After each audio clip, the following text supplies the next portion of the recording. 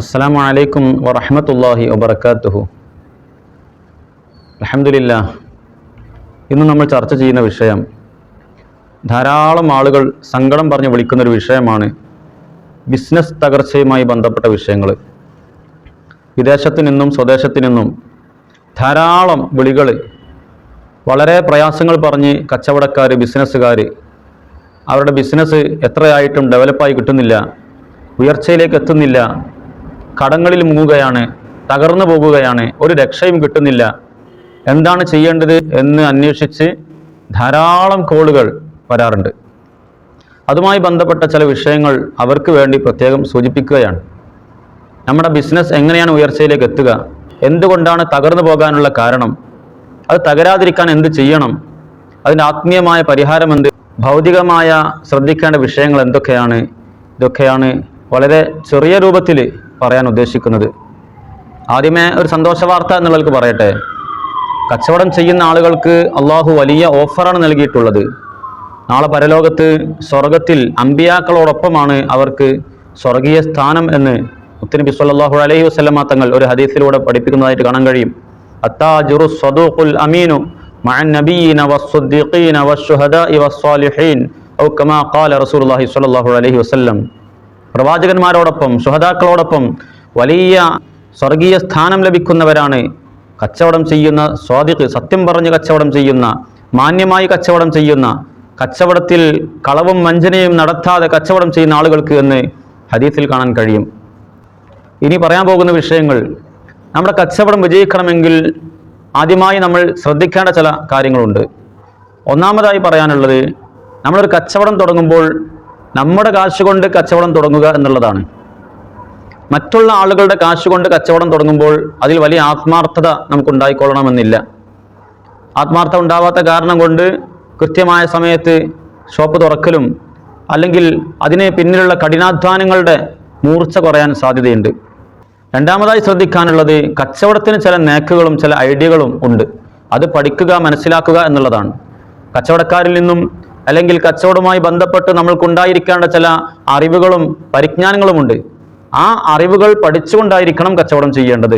അതുപോലെ നമ്മൾ കൊടുക്കുന്ന സാധനങ്ങൾ ക്വാളിറ്റി ഉണ്ടാകുക എന്നുള്ളത് അതിൻ്റെ പ്രധാന ഘടകമാണ്.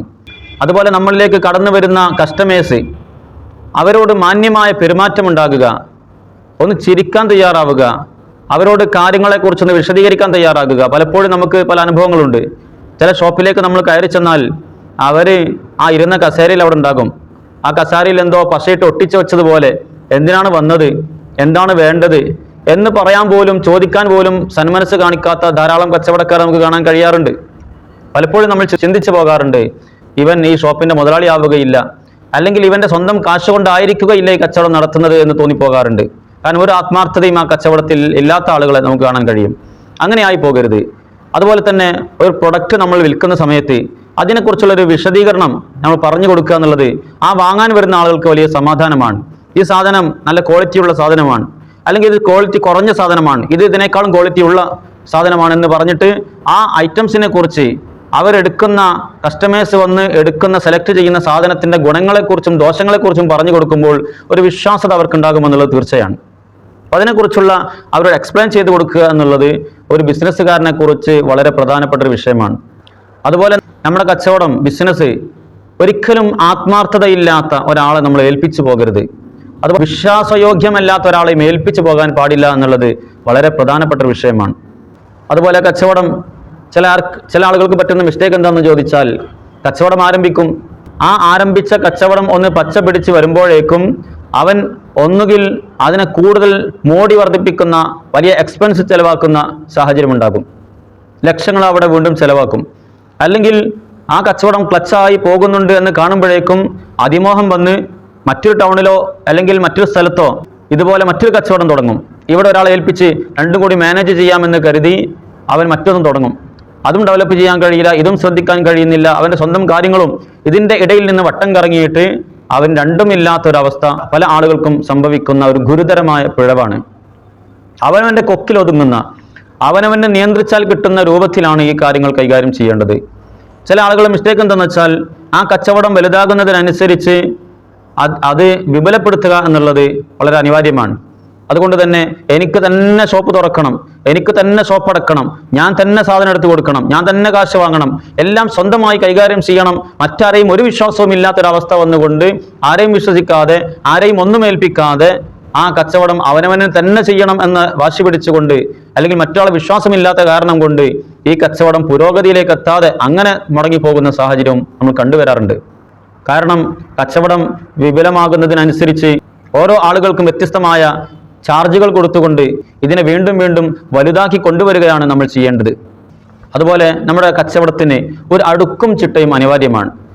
ചില ഷോപ്പുകളിലേക്ക് നമ്മൾ കടന്നു ചെന്നാൽ അവിടെ ചെറിയൊരു സാധനം കിട്ടണമെങ്കിൽ ഒരുപാട് സമയം കാത്തു നിൽക്കേണ്ട, വെയിറ്റ് ചെയ്യേണ്ട ഒരു സാഹചര്യമുണ്ട്. ഇന്ന് ആർക്കും സമയമില്ലാത്ത ലോകമാണ്. വളരെ പെട്ടെന്ന് നൊടിയിടയിൽ കാര്യങ്ങൾ ചെയ്യണം എന്നുള്ള ഒരു രൂപത്തിലാണ് ഇന്നത്തെ കാലക്രമം പോയിക്കൊണ്ടിരിക്കുന്നത്. അതുകൊണ്ടാണ് ഓൺലൈൻ കച്ചവടം വർദ്ധിക്കാൻ കാരണം. ആർക്കും സമയമില്ല. അവനവൻ്റെ വീട്ടിലിരുന്നോ ഷോപ്പിലിരുന്നോ ഓഫീസിലിരുന്നോ ഒന്ന് ടിക്ക് ചെയ്താൽ, ഒന്ന് വിരലമർത്തിയാൽ സാധനം വീട്ടിലെത്തുമെങ്കിൽ പർച്ചേസ് ചെയ്യാൻ വേണ്ടി ഷോപ്പുകളിലേക്ക് പോയി സമയം ചെലവഴിക്കേണ്ട എന്നാണ് ജനങ്ങളുടെ കൺസെപ്റ്റ്. അങ്ങനെയാണ്. അതുകൊണ്ട് തന്നെ ഒരു കസ്റ്റമർ നമ്മുടെ ഷോപ്പിലേക്ക് കടന്നു വന്നാൽ അവരെ ഇട്ട് സമയം നഷ്ടപ്പെടുത്തുന്ന സാഹചര്യം ഉണ്ടാകാൻ പാടില്ല. പെട്ടെന്ന് അവരെ കാര്യങ്ങൾ കഴിച്ച് അവരെ പെട്ടെന്ന് തിരിച്ചയക്കുന്ന സാഹചര്യം ഉണ്ടായാൽ നമ്മുടെ ഷോപ്പിലേക്ക് തന്നെ അവിടെ പോയാൽ പെട്ടെന്ന് കാര്യം സാധിക്കും എന്ന് കരുതി അങ്ങോട്ട് തന്നെ ആളുകൾ വരുന്ന സാഹചര്യം ഉണ്ടാകും. അതുപോലെ നമ്മുടെ ഷോപ്പിൽ അടുക്കും ചിട്ടയും ഇല്ലാത്ത കാരണം കൊണ്ട് ഒരുപാട് സാധനങ്ങൾ തെരഞ്ഞ് സമയം നഷ്ടപ്പെടുത്തുന്ന ആളുകൾ അല്ലെ. ഒരു സാധനം ചോദിച്ചാൽ എല്ലാ റാക്കിലും പോയി തിരയും. കാരണം എന്താ, എവിടെ വെച്ചത് എന്ന് അവന് തന്നെ ഓർമ്മയില്ല. ഓരോ സാധനം കൊണ്ടുവരുമ്പോഴും പല സമയത്തും പല രൂപത്തിലാണ്, പല റാക്കിലാണ് കൈകാര്യം ചെയ്യുക. അതുകൊണ്ട് തന്നെ എവിടെയാണ് വെച്ചത് ഓർമ്മയില്ലാതെ ഓരോ സാധനത്തിനും ആ ഷോപ്പിലെ എല്ലാ റാക്കും തിരയേണ്ടി വരുന്ന, സമയം നഷ്ടപ്പെടുന്ന സാഹചര്യം പലപ്പോഴും പല ആളുകളിൽ നിന്നും കണ്ടുവരാറുണ്ട്. അത് വലിയ മിസ്റ്റേക്കാണ്. ഒരു അടുക്കും ചിട്ടയും നമ്മുടെ ബിസിനസ്സിന് ഉണ്ടാകണം എന്നുള്ളത് നിർബന്ധമാണ്. അതുപോലെ തന്നെ ചില ബിസിനസ്സിലേക്ക് പാർട്ട്ണർമാരെ എടുക്കും, പാർട്ണർഷിപ്പ് കൂട്ടും.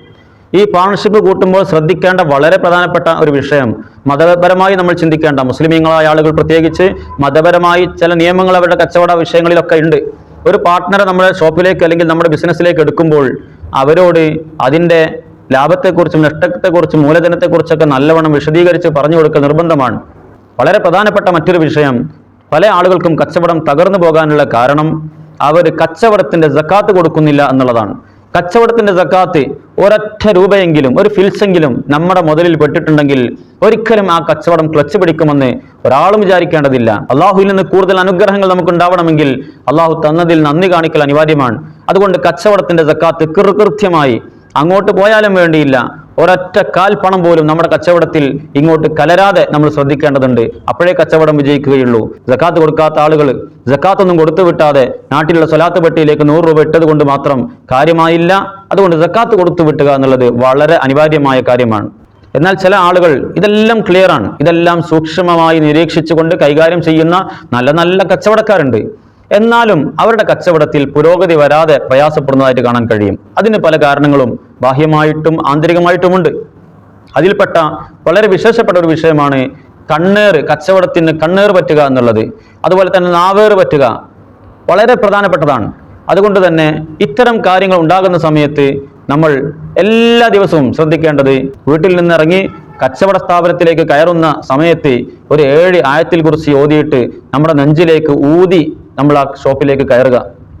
അതുപോലെ തന്നെ വെള്ളത്തിൽ ആയത്തിൽ കുറിച്ച് ഊതിയിട്ട് നമ്മുടെ കച്ചവട സ്ഥാപനങ്ങളിൽ കുടയുന്നത് വളരെ നല്ല കണ്ണേറുകളൊക്കെ നശിച്ചു പോകാനും ബാത്തിലായി പോകാനും കാരണമാകുന്നതാണ്. അതുപോലെ ചില ആളുകളുടെ കച്ചവടം തകർത്ത് തരിപ്പണമാക്കാൻ ഉദ്ദേശിച്ചുകൊണ്ട് മാരണം ചെയ്യുന്ന ആളുകളുണ്ട്, സിഹിർ ചെയ്യുന്ന ആളുകളുണ്ട്. ചില ഭസ്മ പൊടികളിൽ ചില മാരണക്രിയകളൊക്കെ ചെയ്ത് അവിടെ കൊണ്ടുപോയി വിതറും, നമ്മൾ കാണുകയില്ല. അത്തരം സാഹചര്യങ്ങളിലൊക്കെ ആ ഷോപ്പിലേക്ക് ഒരാളും കയറാത്ത സാഹചര്യം ഉണ്ടാകും. ഒരാൾ ഷോപ്പിലേക്ക് കയറുന്നില്ല, ഷോപ്പിന്റെ വാതിൽക്കൽ വന്ന് തിരിച്ചു പോകുക, അല്ലെങ്കിൽ സാധനം വാങ്ങാൻ വേണ്ടി ലിസ്റ്റുമായി വരും, സാധനം എടുക്കാതെ തിരിച്ചു പോകുക.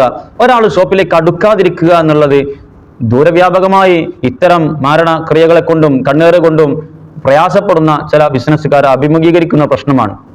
അത്തരം സാഹചര്യങ്ങളിലൊക്കെ നമ്മൾ അതറിയുന്ന ആളുകളെ സമീപിച്ചുകൊണ്ട് അവർക്ക് വന്നുപെട്ട സിഹിറുകൾ, മാരണങ്ങൾ ബാത്തിലാക്കാനുള്ള കാര്യങ്ങളിലേക്ക് കടക്കൽ കച്ചവടക്കാർക്ക് അനിവാര്യമാണ്.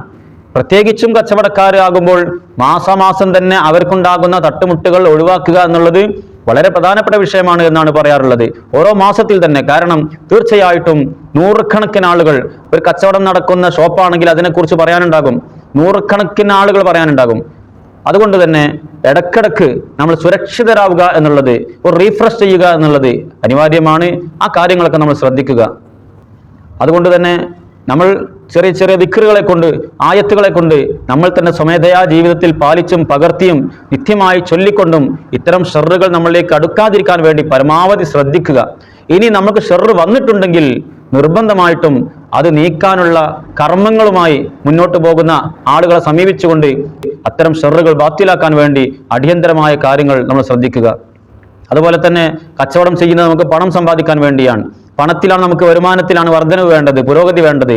നമ്മൾ എല്ലാ ദിവസവും യാ ഗനിയ്യു യാ അല്ലാ, യാ മുഗ്നി യാ അല്ലാ, യാ ലത്തീഫു യാ അല്ലാ ഈ ദിക്റുകൾ കൊണ്ടു നടക്കുന്നവരാകുക. യാ ലത്തീഫു യാ അല്ലാഹ് എല്ലാ ദിവസവും 129 വട്ടം യാ ലത്തീഫു യാ അല്ലാഹ് ഈ ദിക്ർ ചൊല്ലുക. യാ ഗനിയ്യു യാ അല്ലാഹ് എന്നുള്ള ദിക്ർ 1060 വട്ടം ചൊല്ലുക.